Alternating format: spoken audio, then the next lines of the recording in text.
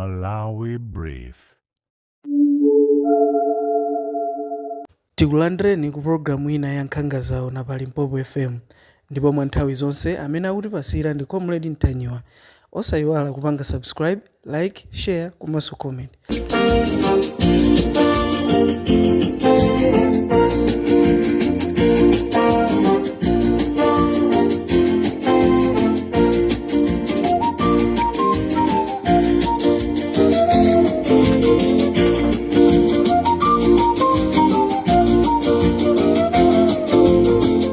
Koma amene amafika ku Mzuzu oyendetsa ndegeyo sadathe kuti atere chifukwa chakuti simaoneka bwino kamba kanyengo imene inalili ku Mzuzuko.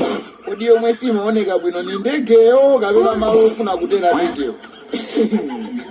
Mukanga kukoti kodi ziyambikati?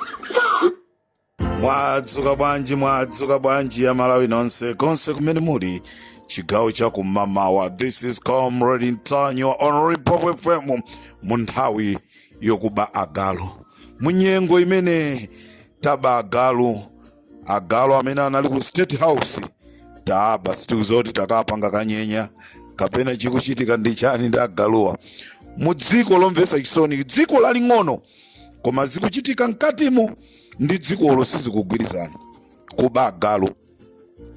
Tangoganizani inuyo mulembedwe ntchito pa mwenye, mulembedwe ntchito kwa mzungu, mukalembedwe ntchito ku nyumba kwa mtalika, nde siku lochoka ku nyumbako nkutenga ku galu. Zikuchita kusonyezeratu kuti iwenso ndiwe galu. Agalu okha kutengana.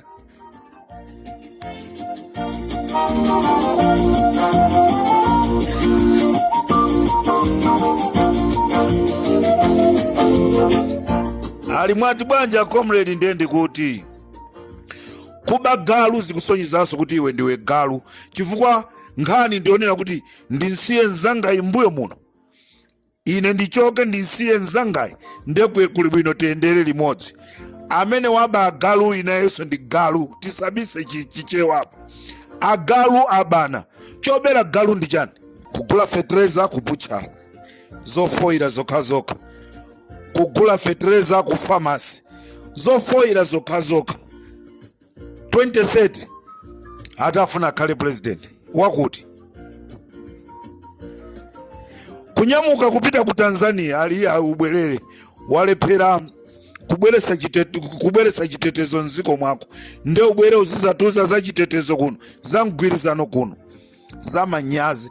Tikamakhala azisogoleri tizidziwa kunena kuti zimene tikupanga ife mziko mwatu anthu ena kunjaku amakhalaso akuziwa akuona, chifukwa anthu a mdzikomo siku ndi siku akuchoka akupita ku South Africa.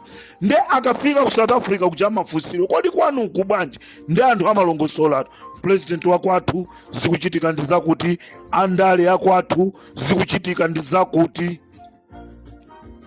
Mbiri ikuipa lero tathera nazo kuti kokuba agalu, kusetera makoma, kutenga makatani, kutenga masipuni. Lero nkumanena kuti munthu ameneyo akufuna ati akhalenso mtsogoleri 2030 azizamulamulira ndani? Ine ndakubanja kwathu tayikana imeneyo. Kaya mwina mabanja ena anu ku Malawiko muzizafuna 2030 MCP ikulamulireni, koma ife akumbumba kwathu ndakuboma boma lonse la Chilazulo sili kumufunanso Chakwera. Anatenga dzina la Chilembwe ulendo nalo kukalisiya ku Phalombe, dzina limene lijati kulifunatu zimatiwawa atu. Ino anthu aku Phalombe dzina la thulo tikulifuna mulichosepo pa chipatala mwaikapo kunena kuti Chilembwe pamene chipatalacho ndi chaku Phalombe. Musichosepo zimenezo. Apita mtalika tufuna tikupempheni dzina lija kalichoseni kumene kuja ndi ku Phalombe, sikukugwirizana ndi kwa Chilembwe zokha zofoira. Ndimamvera audio ya Mr. Lwala akunena kuti amene akufunika kuti amangidwe ndithu Kodi Amalawi ndikufunseni, munthu amene sanalakwe angamapite ku court kumakatenga injunction?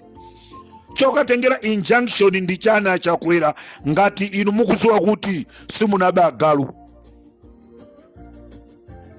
Pamenepo Jesse Kabwiratu akukupusisani,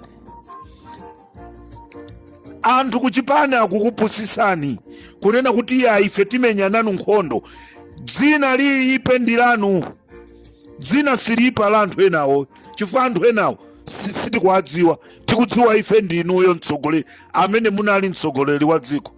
Mukukakamiranso kuti muzitchedwa former president for what? Kunali mkumano zulo usiku, kumeneku kunali Magistrate Chibota amene akuyendesa mulandu wa agalu amnakumana ndi Achakwera. Dzulo amakambirana nkhani za agalu, komanso kunali anyamata azikwanje, komanso kumeneku kunali akazipatike. Anthu awa amagwirizana zonena kuti Colonel Jalale apasidwe belo, komanso mulandu wa agalu uthesedwe. Uthesedwa bwanji ngati tauona mathero ake? Mulandu umene uja utha pokhapokha titaziwa mathero ake. Ndikufuna ndichenjeze aboma kunena kuti mukuyenera kusamala. Pachitika katangale wina wake amene tikuulula ife timafuna tiziulula. Chimene chachitika, Colonel Jalale anali ndi agalu, ndiye akatenga agalu amene anali a Colonel Jalale kukayika ku State House, nde atenga agalu aku State House ndi kukasiya ku kampani kwa Jalale ku 28. Cholinga inu aboma mukapita ku area 10 mukakatenga agalu aku area 10 muzinena kuti basi mwachita recover agalu amene mmafuna. Chimene ndikupempheni aboma, mupite ku kampani ya Jalale ku 28 mukachosa agalu onse, ndipo mukatenga agalu amene ali ku area 10. Mukudziwa ino agalu aja ndophunzisidwa.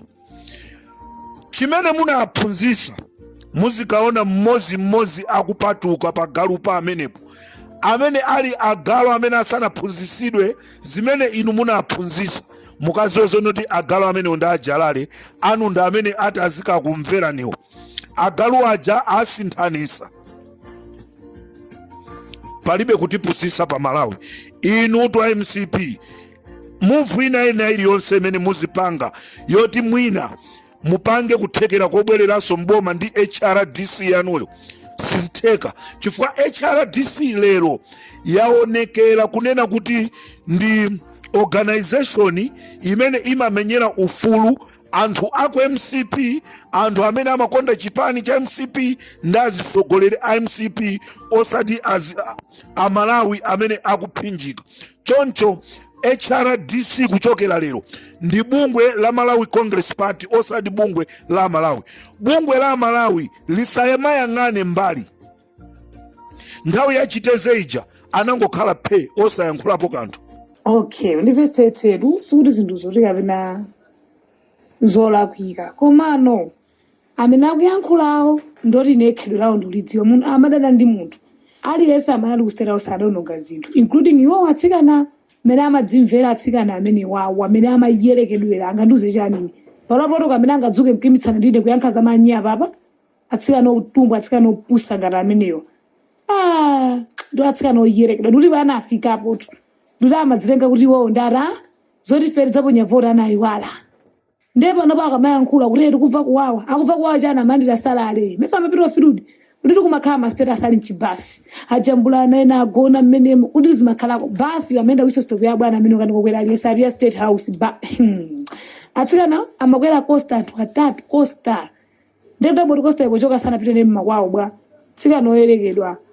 Nde iwo chuchani nyese nchoena kuti akuyankhula zotumba ku inbox zokuza nda Jalale pamene iwo ayena amakhala kumayimbira mafoni kumapempha kuti adzathandiza za magrade mwakuti osambasa tosafeti ku opposition pamene fucho makondwera kuti wina amangidwa wina olomwe mukondwere nde mulo wa mbomamo kapanda azimuna anena ndifotisana kuvuleni basi munthu aipa bwana sasangalatsa aliyese enda pemwe aperekera zida tikudziwani nkhani yake fotisana kutengeni kupita ku security kodi nosena angakutengeni kupita kwa former president sizingatenge former president amakhala ndi limit ya anthu amene okhala anthu 35 the whole state house nosenu simungaje mukesonga khaso ndi former president zina mudziyamika ine nakhalako ku state house ndingachodacho navomereza nyengo zanga ndezina tene ndidziyamika kwatsikane basi magundika fola mwe mahuleyo agayo ndimesa mmapumukira azimuna aini yake kuti adzikusandithandizani anu mpaka musandichimwitseso mundi yankhulitsa udyo kuti ankwadzuwawo ku department ya ku forest tikapeza nambala ya Chisale kapena ya Mkhito tikutumizirani ma documents ku department ya ku forest kuli anthu awa anaba 7 billion imene tikanatha kukagulira tu mankhwala nkukaika ku mitundu ku chipatala tikanatha kugula mankhwala kuika pa Nkhotakota hospital tikanatha kugula mankhwala kukaika ku Dwambazi tikanatha kugula mankhwala kupita nawo ku Tikombo tikanatha kugula mankhwala kupita nawo ku Hewe kukafukule kukathandizira anthu Titus Zulu ndi Innocent Nyirenda accountant former PS kumeneku anasowesa ndalama zokwana 7 billion ndeti kufuna Achisale Mkhito ku department ya ku forest mutithamangire kumene kumkatifusire ndipo ma documents tili nawo amene akulongosola zakusowa kwa ndrama zimenezi chifukwa ndrama zimenezi zikufunika kunena kuti zithandizire Amalawi amene akuvutika malo osiyana muzipatala ndi kugulira zinthu zosiyana zimene zikanatha kuthandiza anthu ovutika ndipo munthu wina ndikutha kuona kuchoka lero siku lina lililonse akutengedwa ndi apolisi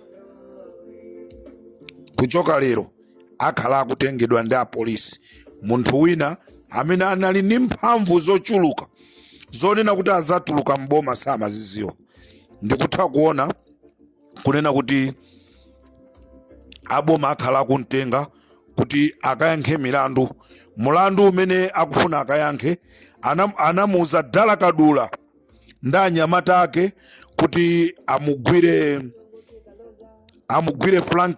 Frank Chiwanda amwike mthumba ndikummanga mthumba ndikukamponya kwina kwake nkhani imene iyi wina wake amene anali wamkulu akhala akutengedwa nthawi ina iliyonse pamene ndikuchoka pa Limpopo FM ndikufuna ndinene kuti ndipo ndikuthanso kuona munthu amene anali chairman ku chipani cha MCP yomweyo anali master of ceremony yomweyo anali mbusa yomweyo anali wachiwiri kwa president yomweyo anali mneneri wa boma yomweyo anali area chairman yekha anali branch chairman akufuna kuyambisa chipani chake akufuna kutuluka ku MCP akufuna kuyambisa chipani chake pomaliza ndifuna ndipemphe aboma kunena kuti chonde aboma taperekani ma contract kwa abale athu achikuda ndicho linga chonena kuti mwina akanatha kutilembera ntchito ana amene akungosuta chamba mmakomomo ana amene akungokhala mmakomomo chifukwa kupeza ntchito mboma si chinthu chamasewera chikufunika kuti ukhale ndi m'bale wako wandale nde Antanyiwa alibe m'bale wawo wandale nde mwana wa Antanyiwa kuti akapeze ntchito kuboma ndizovuta ndiye mwina mutapereka tima contract kwa anthu ena achisawawawa amene mwina akhoza kukwanisa kumtenga mwana wa Antanyiwa kukamuuza kuti zisesa apa zikolopa apa iya pajoma panga za kompyuta tazipanga izi pajoma panga za kuti tazipanga izi ili ndi pempho tatengani ma contract tapase abale athu achikuda aku Malawi konkuno tikumva tu mukuapasa ma contract anthu aku Mozambique mukampasa munthu wa ku Mozambique dinero mukampasa munthu wa ku Mozambique dinero mukwasiya Amalawi tili ndi ampinga njira ku Malawiko kula anthu osiyana amene kuti tiyambe kuatchula pano sitikwanisa tatengani tima contract to ena amapanga za building apita kukamanga ka maintenance kachipatala mmapereramo akapanga maintenance ina yake kwankumaniza kayapanga kuti anthu apeza mwayi wa ganyu sitonse amene tingapeze mwayi wonena kuti tikagwire ntchito mboma. Ndikateronso pa chigawo chimenechi munali ndine Comrade Ntanyiwa. Lero tikumane programu ija imene timaitcha Friday Special.